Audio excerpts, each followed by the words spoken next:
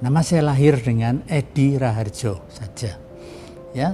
Tapi karena dulu nenek moyangnya pernah menjadi salah satu bangsawan, maka ada tambahan R gitu, Raden di depannya. Ya. Tapi buat kita tidak ada kepentingan lagi zaman sekarang. Ya, kemudian berikutnya adalah gelar dari pendidikan, dimulai dengan dokter, kemudian dokter spesialis anestesiologi, kemudian doktor, kemudian guru besar, dan kemudian konsultan daripada intensive care dan obstetrik anestesia. Jadi namanya jadi panjang seperti begitu. Kemudian guru besar itu saya peroleh penghargaan itu pada tahun 2000. Menjadi guru besar UNER yang ke-209, alhamdulillah.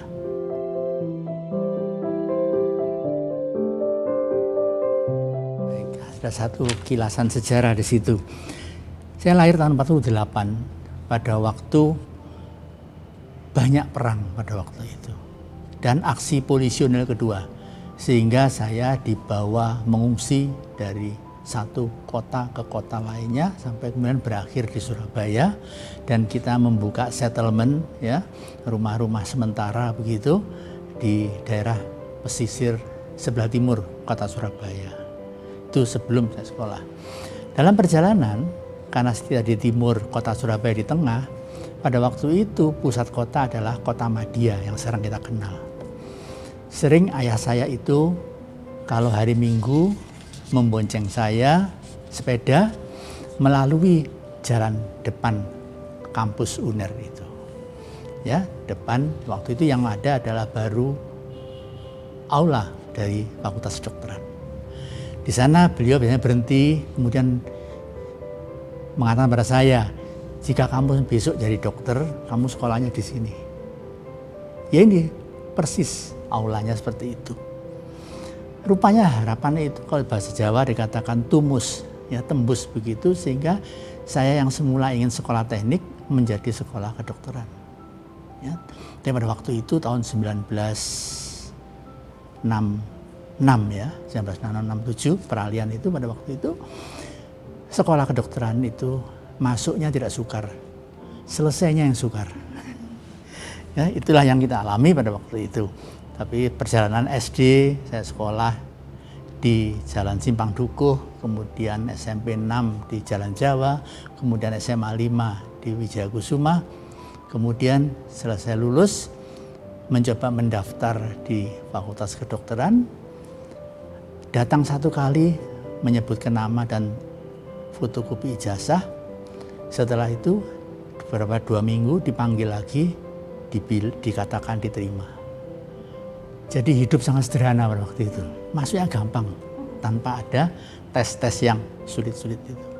Itu sebelum perjalanan, sebelum menjadi masuk ke Fakultas Kedokteran.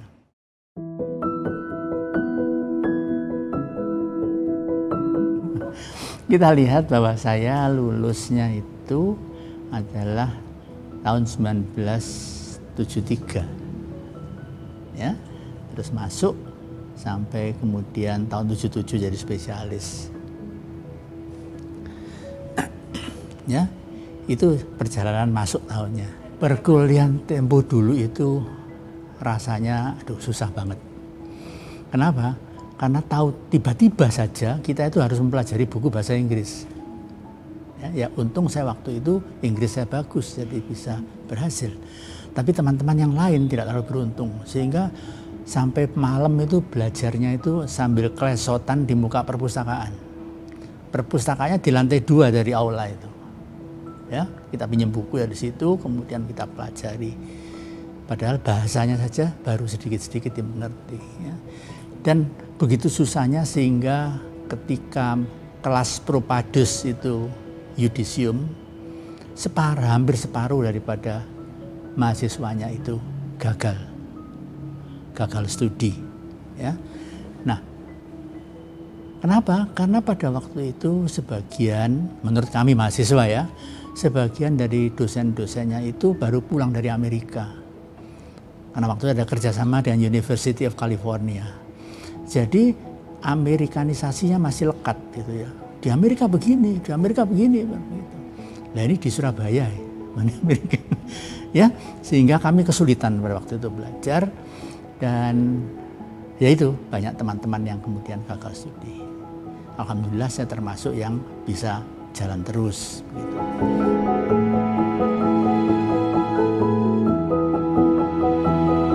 Nah, pada waktu itu kita langsung mendaftar menjadi PPDS.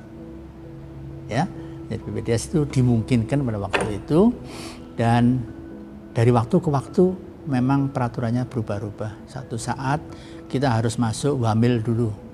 Suatu saat jatah wamil sudah penuh, boleh langsung jadi PPDS. Ya, lain kali tidak boleh PPDS, harus 1 tahun dulu pergi daerah baru boleh mendaftar PPDS. Ya, dan di anestesi pada waktu itu PPDS-nya cuma 2 orang. Yang sekarang almarhum Prof. Usartono dan Dr. Prof. Sri Wahyuningsih. Beliau masih ada, masih bekerja sekarang. 2 itu PPDS-nya, saya yang ketiga. Ya, sekarang PPDS itu ada 130. Ya, seperti itu. Kita mempercepat pendidikan itu supaya lebih cepat, lebih banyak orang yang ahli, dokter yang ahli, supaya pelayanan spesialistis itu bisa tercapai.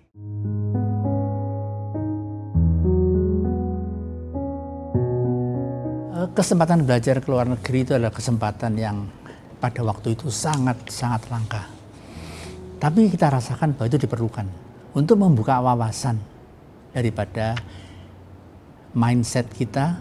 Kalau hanya berkembang di satu tempat saja tentu tidak bisa maksimal. Tahun 1975 saya dikirim ke Nederland, ke rumah sakit Sint Radboud Ziekenhuis ya, di kota Nijmegen. Nijmegen itu 200 kilo dari Amsterdam. Ya. Nah, itu ada satu cerita yang menarik di situ. Ya, tahun 75 itu saya dikirim. Dan pengirimannya itu di akhir bulan Desember, waktu salju dan es turun. Ya.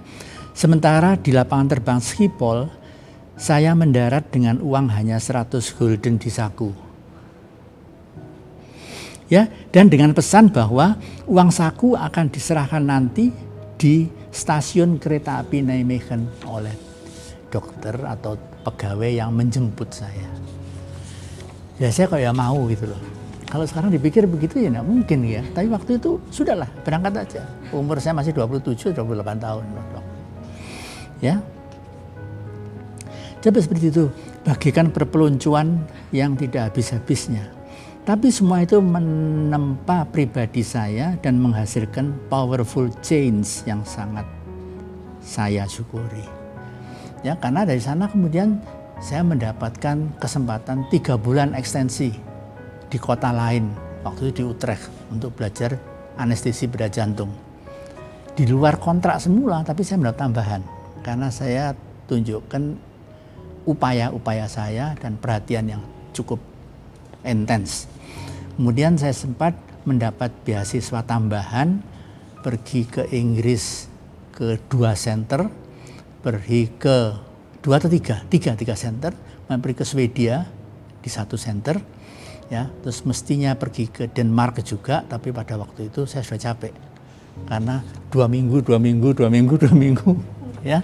Tapi bagus sekali bagaimana kita melihat dan menilai orang Barat yang sudah mendahului kita dalam research, melakukan research.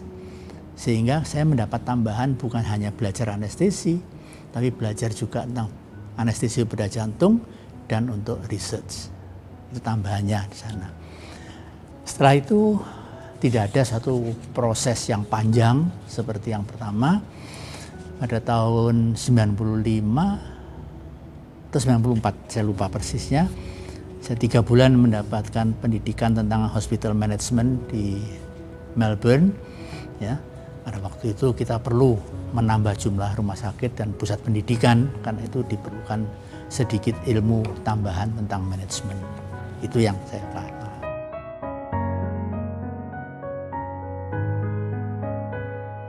Kemudian kita mencoba juga setelah melihat situasi Belanda begitu, Inggris begitu, ya, kita berpikir, masa iya sih kita nggak bisa?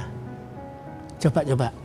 Kemudian kita shopping acara-acara ilmiah, kongres dan sebagainya, sampai kemudian ada satu kesempatan kongresnya berbunyi The History of Anesthesia. Semuanya sudah menulis topik-topik, saya iseng-iseng mengatakan, coba saya menulis tentang ether. Tapi ether ini harus diberi satu judul yang bagus. Karena kalau tidak, dia tidak bisa menarik orang, karena ether itu obat kuno. Ya, judulnya waktu itu saya berikan ether, the anesthetic from the 19th through 21st century. Jadi 2 abad obat ini. Saya tunjukkan bahwa ketika orang Eropa sudah tidak menggunakan obat itu lagi, karena baunya memang tidak nyaman, kita masih bisa menggunakan itu untuk berbagai macam operasi yang tidak pernah mereka pikirkan.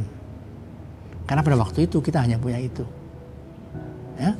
Kemudian saya submit dan ternyata diterima sebagai salah satu kontributor yang kontemporer begitu ya, isinya di situ. Dan 2 tahun kemudian waktu saya ikut kongres yang lain, saya melihat ke tempatnya ini Springer Verlag atau si Elsevier ini ya, itu bahwa bukunya diterbitkan sebesar ini, seberat ini. Kemudian saya memberitahukan, aku boleh minta bukumu satu, aku beli bukumu satu. Nggak ada diskon ya, saya begitu. Oh, kami berikan diskon hanya untuk para kontributor yang dari sini. Saya kontributornya, nggak percaya dia. Saya tunjukkan paspor saya. Paspor dicocokkan di sini, oh ya betul ada. Saya dapat diskon kira-kira $50 begitu. Ya lumayan loh itu. Tapi paling tidak kan orang tuh jadi tahu bahwa ini ada penulisnya loh buku ini. Itu buku yang pertama. Kemudian setelah buku itu juga kita menjadi banyak kenal dengan orang-orang lain, penulis-penulis yang lain, dosen yang lain, dan kemudian mereka itu mempunyai bimbingan penelitian begitu. Sehingga beberapa kali saya diundang untuk menjadi salah satu tim penguji program doktoral mereka. Yang di sini ini ada satu yang menarik ya, mind the gap, ingat celah itu. Dia bilang itu. Kenapa celah itu? Ini penelitiannya itu, ini adalah orang dari MSF ya, Médecins Sans Frontières, dokter tanpa tapal batas, ya, yang dari Perancis itu. Dia orang Swedia, bekerja di MSF, sekolahnya di Belanda. Dan penelitiannya ini pada waktu gempa di Jogja dan pada waktu tsunami Aceh. Dan satu lagi di Haiti. Kemudian dia mencari orang yang bisa membimbing dan menguji. Dia browsing, ada nama saya, terus saya diundang. Ya, jadi ikut menjadikan dokter di Belanda, ikut menulis yang kemudian menjadi referensi. Nah, seperti begitulah perjalanan daripada sekolah tahun 75 di Belanda itu. Begitu.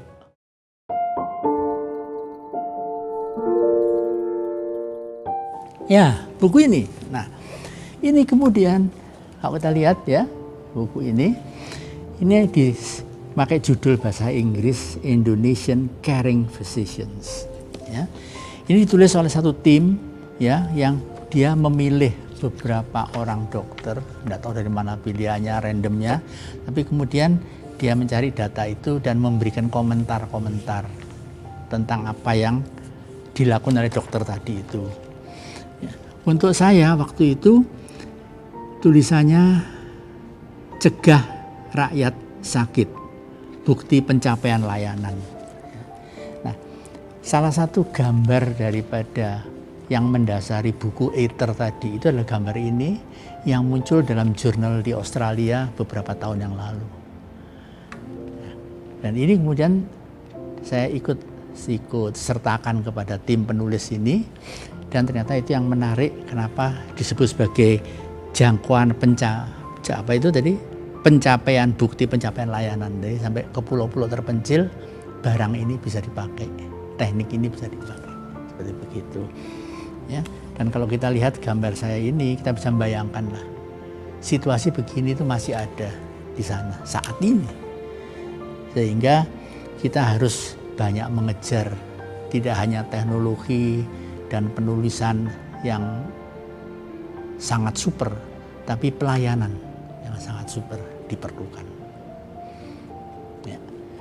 Saya menghimbau teman-teman adik-adik ini yang barusan lulus, yang masih seger, ya, yang imun responsnya masih bagus, itu pergilah 1 tahun, tidak usah lama-lama, di pulau-pulau terpencil ini. Bawalah ilmu kedokteran modern itu ke sana, supaya mereka juga bisa menikmati, ya, sesuatu yang tampaknya agak sukar untuk dilaksanakan, tapi seperti sekarang kita mempunyai kapal Satria Airlangga, itu satu salah. Dokter Chris, saya ajak, Chris, kamu bikin lah, kamu kan banyak kenalan nakoda kapal, coba bikin kapal begitu supaya jadi. Entah bagaimana ceritanya, beberapa tahun kemudian dia mengatakan, Prof, sudah jadi kapalnya, ayo ikut. Ya, karena dengan kapal tadi kita bisa mencapai pantai-pantai, pulau-pulau yang terpencil, tidak takut kandas. Dan kapal itu pinisi yang sudah terbukti dalam berbagai generasi sukses mengarungi samudera. Tinggal adik-adik ini ikut. Nah, ya 1 bulan tidak terlalu lama. Ya, kalau biasanya cuti 1 bulan, sekarang cutinya diisi. Ya, beberapa teman sejawat saya bekas, istilahnya bukan bekas, mantan murid saya, itu begitu ketagihan. Ya, setahun 1 kali 2 kali dia mesti ikut misi tadi itu. Sebagai dokter bedah, ya, sebagai dokter syaraf. Ya, moga-moga itu menjadi contoh dan lagi dikembangbiakkan kalau bisa lebih banyak. Demikian saya kira ceritanya.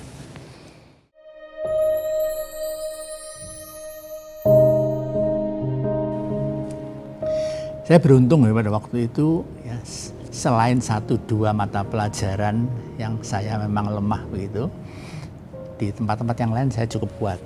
Ya, sehingga ketika lulus, ya, hampir lulus itu ditawari, kamu mau masuk di sini. Ya, zaman dulu PPDS ditawari ya. Ya, apa mau masuk di sini.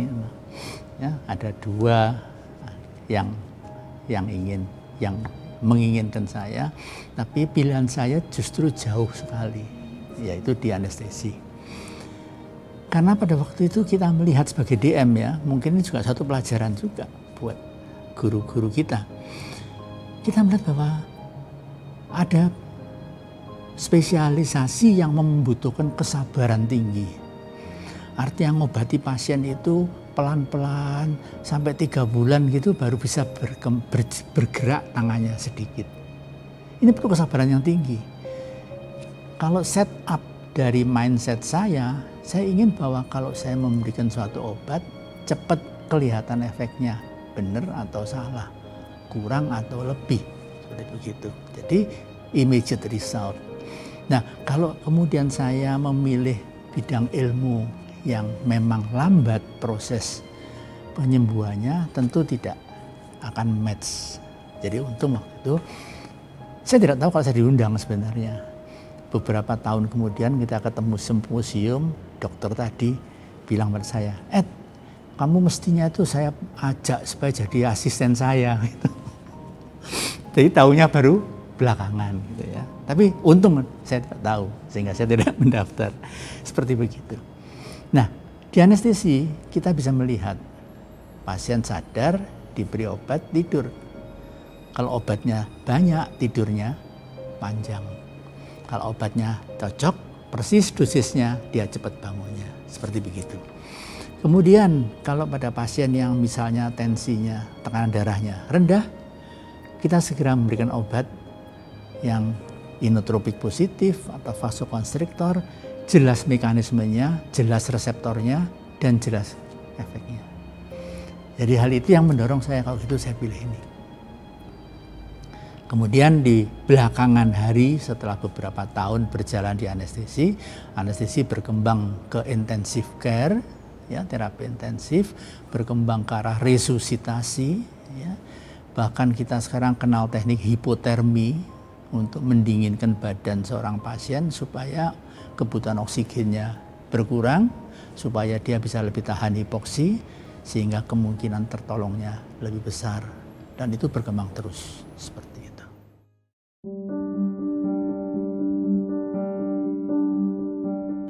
Ada yang eksternal dan yang internal. Kalau kita boleh lihat gitu ya. Jadi secara eksternal itu adalah rangsangan-rangsangan daripada perkembangan ilmu itu sendiri. Kita jadi penasaran. Pertanyaannya bahasa Jawanya itu, mosok sih aku gak iso. Nah gitu ya, tertantang seperti itu berkembang. Nah tentu para guru-guru kita yang bekerja, misalnya kita kenal ahli bedah ortopedi, Prof. Djoko Rushadi yang dulu merintis mengimplantasi kembali jari yang putus, tangan yang putus, disambung lagi sampai bisa berfungsi. Itu kan tantangan. Kita tentu berpikir, di bidangku apa ya yang bisa seperti itu? Nah, itu yang merangsang. Yang kedua adalah situasi-situasi perkembangan material dari dokter pertama kali sampai kemudian dari spesialis dan sebagainya, tentu akan bertahap demikian. Kita ingin bahwa kalau bisa nanti anak-anak saya bisa sekolah kedokteran lebih mudah, ya, bisa beli buku textbook supaya tidak usah pinjam lagi dari perpustakaan. Itu harapannya. Itu menjadi satu pendorong kita untuk fight mendapatkan ya katakanlah income yang lebih mapan dibandingkan dulu ketika kita masih belajar. Kemudian selain contoh-contoh dan tantangan-tantangan tadi, di rumah tangga sendiri, dalam rumah juga kita perlu adanya pendorong yang bisa kuat mendorong kita. Istilahnya itu kita kan tidak selalu tegar. Ya, misalnya pasiennya gawat, pasien itu meninggal, memang kita dimarahi oleh senior. Itu kan suatu stres. Yang perlu harus ada yang membantu untuk menahan stres tadi menghilang. Jadi keberadaan dalam hal ini istri, ya, itu sangat penting untuk memacu kembali dikala kita lagi down gitu, ya. Karena kalau semua itu kalau dibantu mungkin cuma segelas kopi ataupun senyuman, ya, pada waktu kita dalam kondisi stres begitu, itu sangat membantu. Dan dalam perjalanan panjang, insya Allah tahun depan sudah 50 tahun menikah, ya.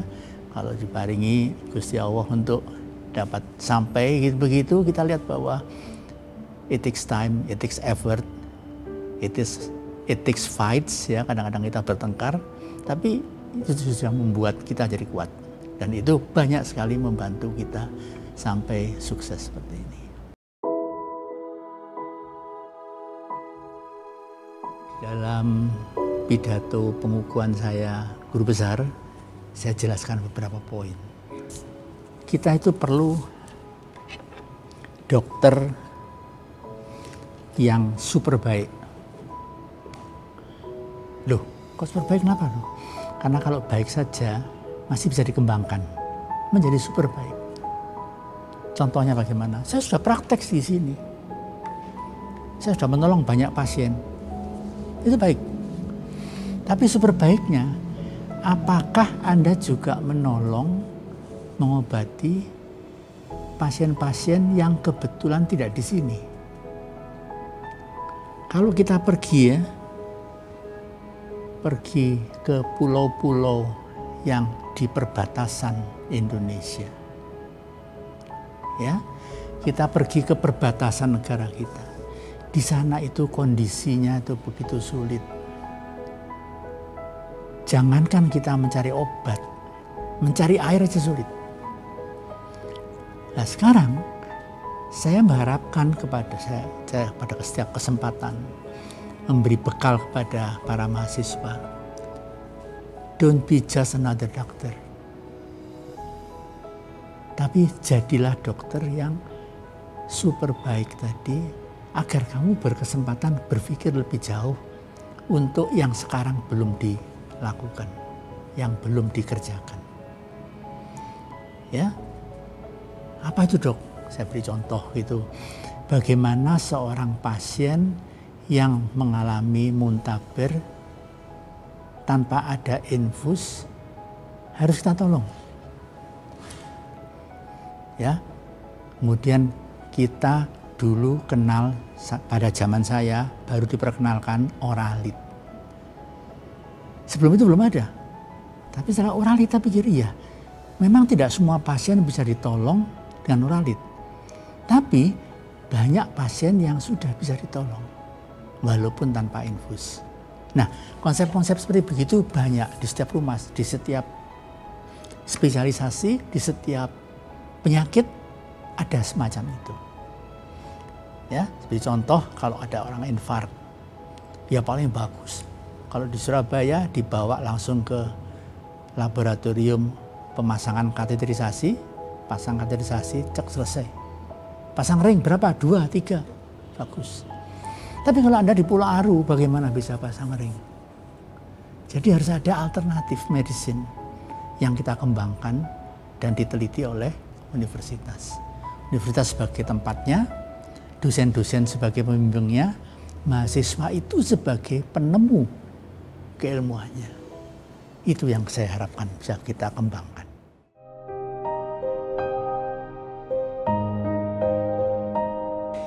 Ada beberapa pesan untuk direnungkan. Saudara-saudaraku, don't look back. It is history that you cannot change. Always look forward because it is the future that you can change. Saya kira coba percayalah itu dan coba membuat perubahan. Dan perubahan itu ada di masa depan. Contohnya, kalau kita sempatkan pergi ke pulau-pulau terluar dan perbatasan negara, ada banyak kesamaan yang harus kita pahami. Kesamaan itu adalah kemiskinan, kesukaran, dan kesulitan untuk hidup layak. Paling tidak harus ada fasilitas kesehatan dan pendidikan. Sekarang pendidikan akan diterabas lebih cepat dengan internet everywhere dan digitalisasi komunikasi. Tetapi masih jauh untuk adanya dokter digital dan perawat digital. No way. Ya, artinya kita masih harus ada yang mau pergi ke sana. Kalau kita tidak bisa banyak melayani, maka kita harus banyak melatih. Kita harus buatkan SPO dan clinical pathway yang mudah dipelajari dan dilakukan di daerah jauh itu. Bukan EBM, Evidence-Based Medicine, buatan institusi Menara Gading yang tidak mengenal apa itu kemiskinan. Dokter adalah makhluk sosial yang senantiasa bekerja dan berpikir untuk menolong kehidupan orang lain. Dokter juga harus dibantu agar produktif sebab hidup di dunia itu tidak lama. Ada semboyan yang tajam tetapi benar agar kita tidak buang-buang waktu. Do something, either lead, follow, or get out of the way. Kalau dokter tidak bisa memimpin, fine. Cobalah menurut arahan, menurut SOP dan clinical pathway. Tetapi kalau untuk menurut itu masih kesulitan, ya sudah, get out of the way. Beri jalan dokter lain untuk maju, jangan menghalang-halangi. Ya, kita masih perlu puluhan ribu dokter baik dan puluhan ribu dokter spesialis yang baik. Rakyat kita terus bertambah pesat. Ada yang bisa kita wariskan, apa yang bisa kita wariskan buat masa depan Indonesia? Pendidikan, pendidikan dokter spesialis. Kita yang berada di institusi pendidikan bertanggung jawab untuk pewarisan atau legacy ini. Jadilah pendidik. Jika garis pewarisan ilmu terputus, maka ilmu itu bisa hilang. Kita tidak ingin kalau cucu kita jadi dokter dan bingung toleh kanan, toleh kiri. Sementara pasien sesak berat tidak bisa membuat diagnosis karena USG dan CT scan rusak. Marie Curie, pemenang hadiah Nobel, mengatakan, "One can only see what has not been done. Many would not see what have been done." Tapi tidak apa-apa lah, yang sudah kita kerjakan cukup banyak dan cukup baik. Tapi yang belum kita kerjakan memang masih banyak. Jadi meskipun banyak yang sudah dilakukan, bangsa ini untuk mengisi kemerdekaan Masih banyak kerja besar yang belum kita selesaikan. Dimanapun kita berada, pelayanan profesional itu perlu. Tetapi pendidikan profesional itu lebih perlu karena multiplikasi ilmu dan multiplikasi pengamal ilmu itu lebih penting untuk menjamin kesinambungan pewarisan ilmu. Ini adalah tantangan yang kita harus emban bersama. Bersama berbaris untuk menata masa depan. Pandemi COVID mengancam interupsi pewarisan. Mari proses ini kita percepat. Penerus generasi tidak bisa menunggu lebih lama lagi. Terima kasih, selamat berjuang.